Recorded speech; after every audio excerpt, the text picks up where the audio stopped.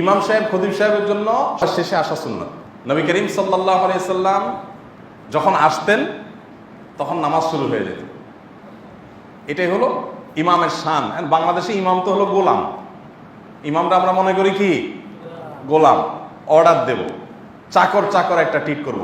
আপনি যদি আপনার ইমামকে চাকর ট্রিট করেন, আপনারা অনেক মসজিদের সাথে জড়িত আছেন, অনেক মসজিদের সভাপতি সেক্রেটারি আছেন, অনেক দায়িত্বশীল ব্যক্তিরা আছেন, আপনাদেরকে বলছি আপনি আপনার চাকরের পিছনে নামাজ পড়তে আপনার একটু বিবেকে বাধা উচিত না? আপনার লিডার বানাইছেন কাকে? আপনার চাকরকে। তো জিনিসটা আপনার সম্মানে বাধা উচিত না? আপনার লিডার বানাবেন তো আপনি যাকে নেতা মনে করতে চায়। হ্যাঁ, যদি মনে হয় যে না এটা আমার নেতার অবদান, এটা বাদ দিবেন, কিন্তু যাকে বানাবেন তাকে কি মনে করতে হবে? নেতা মনে করতে হবে। আমি একটা কথা প্রায় বলি, ইমাম নিয়োগ হলো প্রেসিডেন্ট নিয়োগের মতো পদ্ধতির দিক থেকে। কিভাবে? একজন প্রেসিডেন্টকে নিয়োগ করে কিন্তু সংসদ সদস্যরা, আমাদের দেশের আইন অনুযায়ী, ঠিক কিনা বলেন? সংসদ সদস্যরা সবাই মিলে প্রেসিডেন্ট ভোটের মাধ্যমে নির্বাচন করে। তো প্রেসিডেন্ট নির্বাচন করার পর উনি যখন নির্বাচিত হয়ে যায়, দায়িত্ব পালন শুরু করে দেয় প্রেসিডেন্ট হিসাবে, তখন এবার সবাই ওনাকে কি বলতে হয়? মহামান্য বলতে হয়, সর্বোচ্চ সম্মান ওনাকে দিতে হয়। হ্যাঁ, আবার যদি মনে হয় যে না প্রেসিডেন্ট উল্টা পাল্টা, তাহলে সেক্ষেত্রে আবার কি করে? অনাস্থা আনে। অনাস্থা এনে প্রেসিডেন্ট বাদ দিয়ে চেঞ্জ করে।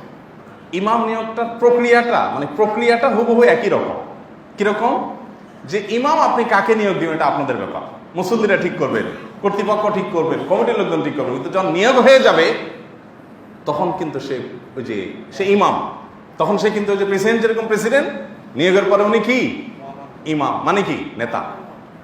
এখন তাকে মানতে হবে। হ্যাঁ, আবার যদি মনে হয় যে না ইমাম উল্টাপাল্টা কাজ করে, বেলাইনে কাজ করে, হ্যাঁ ইমাম সাহেব যা বলে করে উল্টাটা, না এইভাবে নামাজ পড়তে আমাদের ভক্তি হয় না, তাহলে সেক্ষেত্রে আবার ওই যে কি করতে হবে?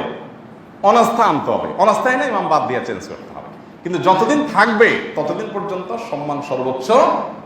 রাস্তাঘাট বসে সমালোচনা, পার্কে বসে সমালোচনা, এগুলো রুচিশীল মানুষের কাজ না।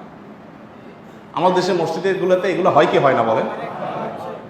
ইমাম সাহেবদের সমস্যা ইমাম সাহেবদের বলতে হবে, ওনারা তো ফেরেশতা না, মানুষ। বলতে হবে বাবা তোমার সমস্যা আছে, বাস সমাধান করে ফেলো, বা যথাযথ ব্যবস্থা নিতে হবে। কিন্তু আমাদের দেশে হয় কি, আমার আব্বাজান রহমতুল্লাহ একটা কথা বলতেন যে ইমাম হলো ক্রিকেট ম্যাচের স্ট্যাম্পের সামনে থাকা ব্যাটসম্যানের মতো। এটা আমার আব্বা বলতেন। কিরকম? হাজার হাজার লক্ষ লক্ষ মানুষ তাকায় আছে ওর দিকে, একটা বল ছুটে গেলে সব গালিগুলা, খেলতে পারো আর না পারো গালি সবাই দিতে পারে। তো ইমাম মুয়াজ্জিন এদের অবস্থা এরকম। এর জন্য অবশ্য আমি ইমাম মুয়াজ্জিনদেরকেও কম দায় দিব না, অর্থাৎ আমাদেরও দায় কম না। আমরা নিজেদের মর্যাদা নিজেরা রাখতে জানি না।